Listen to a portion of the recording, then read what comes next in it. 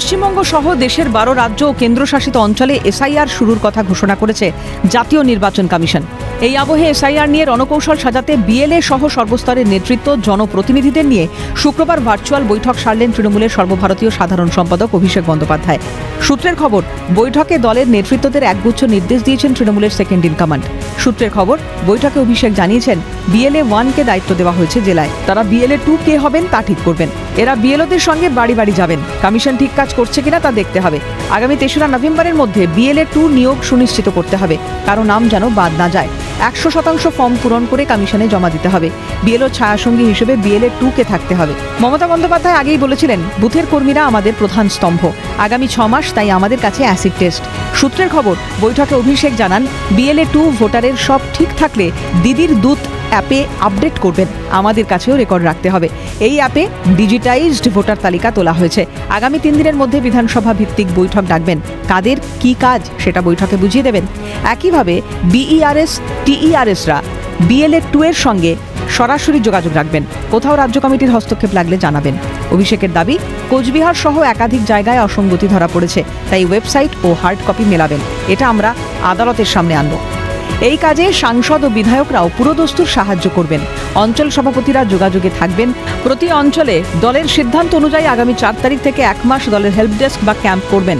সেই অঞ্চলের ব্যানারেই ক্যাম্প হবে। এটা 1 মাস থাকবে। সেখানে ল্যাপটপ, প্রিন্টার ও ওয়াইফাই থাকবে।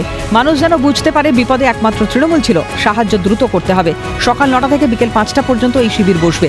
পুরসভার ক্ষেত্রে ওয়ার্ডের কাউন্সিলর ও ওয়ার্ড সভাপতিরা এই কাজে সাহায্য করবেন। রাজ্য জুড়ে এ ধরনের 6200 শিবির হবে। এই শিবির সম্পর্কে গ্রামের মানুষদের অবহিত করতে গ্রামাঞ্চলে মাইকিং করতে হবে। দলের নেতৃত্বদের সতর্ক করে অভিষেক বলেন, একজন বৈধ ভোটারের নামও যেন বাদ না যায়। সে বিরোধী দলের ভোটার হলেও 31শে জানুয়ারি পর্যন্ত ধাপে ধাপে এই ক্যাম্প থাকবে। সাংসদ ও বিধায়কদের দায়িত্ব একটা ওয়ার রুম বানানো। সেখানে 15 জন থাকবেন। 10 জন সরাসরি বিএলএ 2 এর সঙ্গে যোগাযোগে থাকবেন। বাকি 5 জন ল্যাপটপ নিয়ে বসে সব ডেটা এন্ট্রির কাজ করবেন। অসুবিধে হলেই বিধায়ক সাংসদরা হস্তক্ষেপ করবেন। কোনো অসুবিধা হলে হোয়াটসঅ্যাপে আমাকে জানাবেন। রাজ্যে মোট 294টি ওয়ার রুম করা হবে। যেখানে বিধায়ক নেই সেখানে সাংসদ, জেলা পরিষদ, জেলা সভাপতিরা সাহায্য করবেন। বিধায়কদের প্রতিদিন ওয়ার রুমে যেতে হবে। সাংসদরা অধিবেশন শুরু না হওয়া পর্যন্ত সপ্তাহে 4 দিন করে সেখানে গিয়ে বসবেন। মানুষের সঙ্গে জনসংযোগ সারবেন। তাহলে আপনিও গ্রাউন্ডের রিপোর্ট পাবেন। তিনি জানান, বিএলওরা যাতে কোনো অনৈতিক কাজ না করতে পারে সেটা বিএলএ 2 কে দেখতে হবে। অভিযোগের সুরে অভিষেক বলেন, বিজেপির লক্ষ্য অবৈধ অনুপ্রবেশকারীদের বের করা নয়। সেটা হলে অসম, মেঘালয়, ত্রিপুরা সহ বাকি রাজ্যেও তারা এই প্রক্রিয়া চালাতো।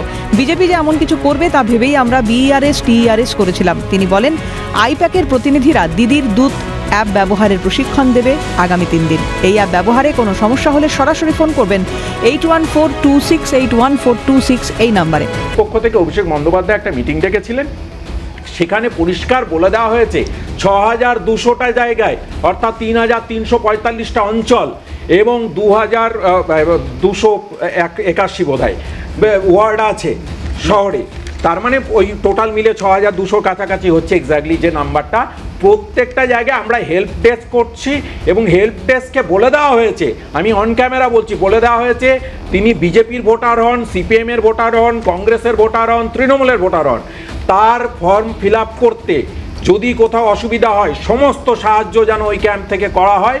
একটা লোককেও জান। সূত্রের খবর, বৈঠকে আলিপুরদুয়ার জেলা সভাপতি প্রকাশ চিকবড়াইকে অভিষেক বলেন, চা বাগান এলাকায় বাড়ি বাড়ি গিয়ে প্রচার করতে হবে। অন্যদিকে মালদা জেলা নেতৃত্বদের তৃণমূলের সর্বভারতীয় সাধারণ সম্পাদক বলেন, মালদায় পরিযায়ী শ্রমিক একটা সমস্যা। এনুমারেশন ফর্ম ফিল আপের জন্য তাদের সবাইকে আসতে বলতে হবে। এছাড়া বহরমপুর সাংগঠনিক জেলা নেতৃত্বদের অভিষেক বলেন, প্রচুর মানুষ ভিন দেশে থাকেন। জেলায় 700 বুথ বেড়েছে। এনুমারেশন ফর্ম 100% পূরণ করাবে। সূত্রের খবর, বৈঠকে বীরভূম তৃণমূলের কোর কমিটির কনভেনার অনুব্রত মণ্ডল জানান, 2002 সালের ভোটার তালিকা আমি সব বিধানসভায় পাঠিয়েছি।